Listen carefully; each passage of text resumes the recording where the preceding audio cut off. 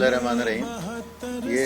یعنی کہ انڈیا کا دوسرا سال آج یہ شروع ہو چکا ہے کہ لوگوں کو گھروں میں بند کیا ہوا ہے انہوں نے، اور نہ ہی ان کے پاس کوئی یعنی کہ غذائی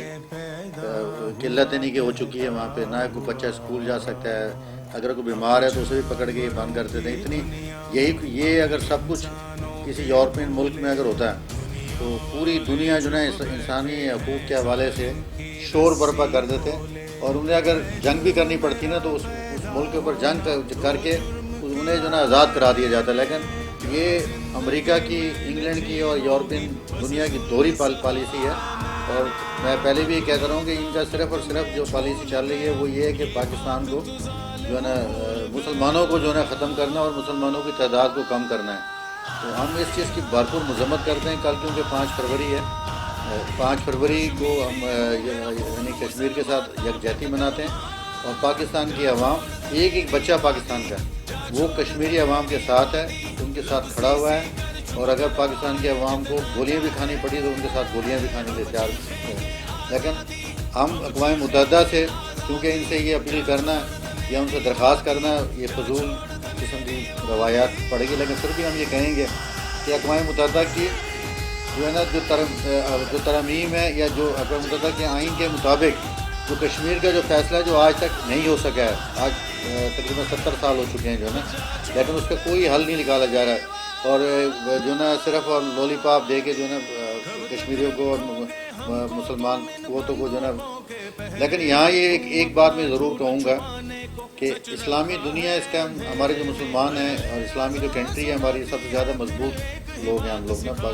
اس پوری دنیا کے اندر، کیونکہ یورپین سو اپنا ان کا سارا جو ایک تیل کا ذخائر ہمارے پاس ہے، اور ہمارے پاس بہت کچھ ہے، لیکن آج پوزیشن یہ ہے کہ سعودیہ ہو یا دوسرا ملک ہو یا دبئی ہو،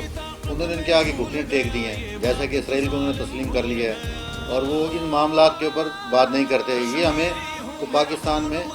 ایسا وزیر اعظم چاہیے، اور وہ وزیر اعظم اس قسم کا وزیر اعظم ہو کہ جو آنکھوں میں آنکھیں ڈال کے بات کر سکے، اور جس کا ایمان اتنا پختہ ہو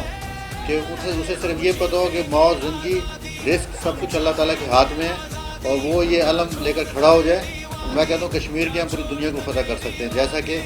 آج کل جو نا یہ ایک بڑی سیریل چل رہی ہے ارطغرل والی، وہ دیکھ کر بھی اگر ہمیں شرم نہیں آتی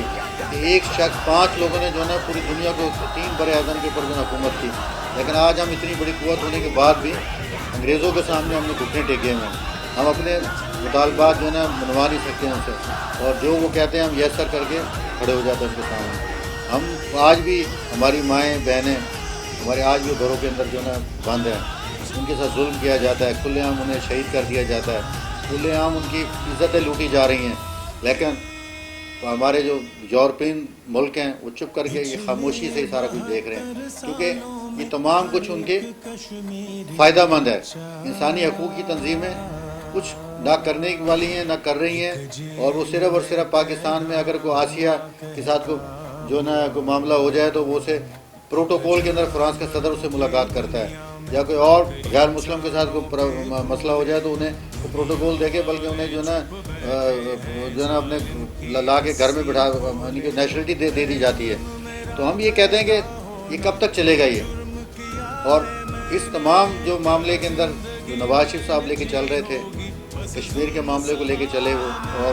ان کی حکومت ختم کر دی گئی، لیکن اگر وہ ہوتے آج تو کشمیر کا معاملہ کچھ نہ کچھ کا حل نکلتا نہیں۔ یا تو یہ زنجیر اور یہ کہ جی ان کے سرحد کے اوپر جا کے کھڑے ہو جانا،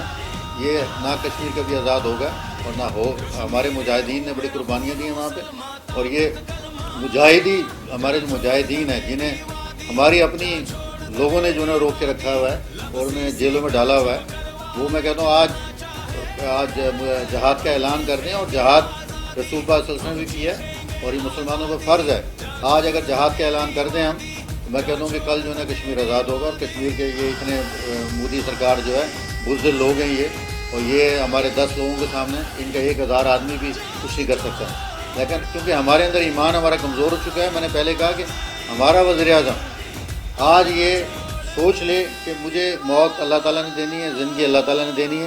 اور رزق اللہ تعالیٰ نے دینا ہے۔ ہم آج جو ہے نا آئی ایم ایف کے चक्कर में हम पड़ गए हैं। और जो आगे हमारे हालात जो अपना ये हमें लेकर जा रहे हैं, हमारा एटमी जो प्रोग्राम है वो रोल बैक करने के सिलसिला आगे शुरू है, और ये तमाम कड़ी हैं उससे मिलती जुलती जा रही हैं। और हमें अगर इस पर सोचना होगा, पाकिस्तान के अवाम को सोचना होगा, वरना आगे और पाकिस्तान एक वो मुल्क है जो इस्लामी दुनिया का एटमी पावर मुल्क है, और खुदा न खास्ता अगर ऐसा हो गया तो ये मैं समझ लें कि सबसे पहले इस्लामी मुल्कों की बारी होगी, उसके बाद पाकिस्तान की बारी होगी। मैं इस बात से आगाज़ करूँगा कि ऐ भारत, तेरे हाथ में वो लकीर नहीं है और कश्मीर तेरे बाप की जागीर नहीं है। और ये हमारे मौजूदा हुक्मरानों की नाअहली है, और इनकी क्योंकि गलत खारजा पॉलिसी की तरफ से मुल्क जो है वो बिल्कुल जो है पीछे चला गया है, और कोई मुल्क जो है वो इस मौजूदा वज़ीर आज़म को अपने मुल्क में दावत दौरे की दे ही नहीं रहा। ये पिछले 1.5 साल से किसी मुल्क का दौरा कर ही नहीं सके, और एक दिन ये अपनी फरमाइश पर जो है वो काबुल गए और एक रात रह के आए, तो इनकी हालत ये है, और इसी का एक बंद है। इसी तरह फिर जब ये बड़े जोम पे थे कि जी ट्रंप साहब जो है वो हमें बुला रहे हैं और दो दफ़ा, और वो हमें बड़ी वो मुशावरत की बात कर रहे हैं, सालसी की बात कर रहे हैं, लेकिन वो एक ड्रामा था, और उसका नतीजा ये निकला कि हमने कश्मीर जो है इस दौर में खो दिया।